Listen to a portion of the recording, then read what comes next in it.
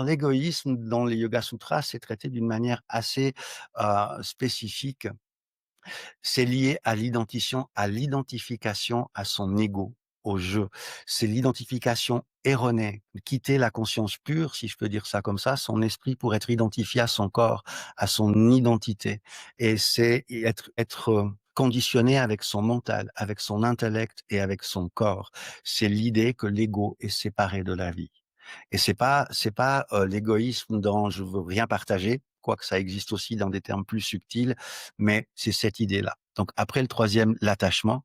Le quatrième, c'est l'aversion et la répulsion qui va avec l'attachement, parce que si nous sommes attachés à des principes, il est possible que les principes opposés, on ne peut pas les entendre et on peut rentrer en conflit, ce qui entraîne la douleur, ce qui entraîne les complications, ce qui entraîne tout ce que nous arrivons à vivre lorsque nous sommes identifiés à l'aversion et à la répulsion.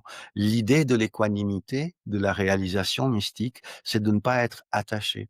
Alors, j'ai vu souvent passer des publications qui il n'y a pas de bien, il n'y a pas de mal, chacun doit avoir ses trucs internes. C'est absolument pas possible. Il y a des règles, il y a des choses qui sont tout ce qui blesse la vie est quelque chose qui est entre grands guillemets, parce qu'on n'a pas tellement d'autres mots, quelque chose qui est de l'ordre du mal.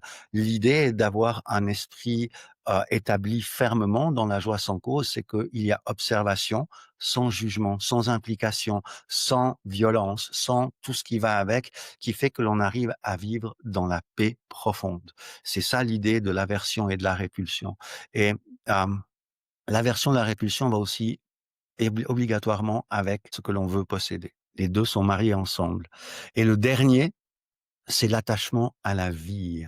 L'attachement à la vie et la peur de la mort. C'est un attachement viscéral au corps.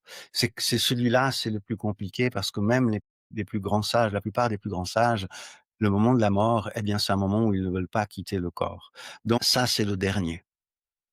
Maintenant qu'on connaît les 5 causes, qu'est-ce que c'est que la suite? Le Yoga Sutra va nous donner les moyens habiles pour avancer et sortir de ces 5 afflictions pour qu'elles ne nous déséquilibrent plus, pour qu'elles ne soient plus objet de souffrance. Alors, j'aimerais quand même mettre une toute petite parenthèse. La nature du corps physique est de vieillir. Le vieillissement, c'est quelque chose qui entraîne des transformations, des changements, un certain nombre de douleurs, un certain nombre de choses qui, sans parler de pathologies, de maladies, de choses comme ça, mais il vieillit. Mes articulations sont plus les mêmes qu'à 20 ans. Ce que je peux faire comme effort n'est plus la même chose qu'à 20 ans. Il y a des souffrances qui sont là. Ces souffrances-là, on peut y être non attaché, mais elles existeront. Même si on atteint la paix absolue, ça veut dire juste que le corps vit ce qu'il a à vivre et qu'il n'y a pas d'attachement direct à ça. Donc ça, c'est exposé. Et si vous regardez les enseignements du Bouddha Sakyamuni, il expose les afflictions qui empêchent la réalisation de soi. Ça, c'est la première base.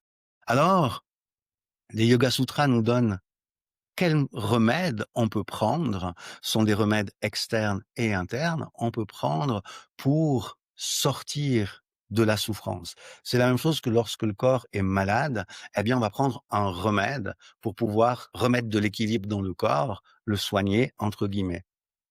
Il y a 2 choses qui sont dites dans les Yoga Sutras et qui sont, pour moi évidentes. La première chose, c'est la pratique soutenue. C'est l'effort constant, la pratique constante pour pouvoir se transformer et pour pouvoir sortir des poisons qui nous retiennent prisonniers.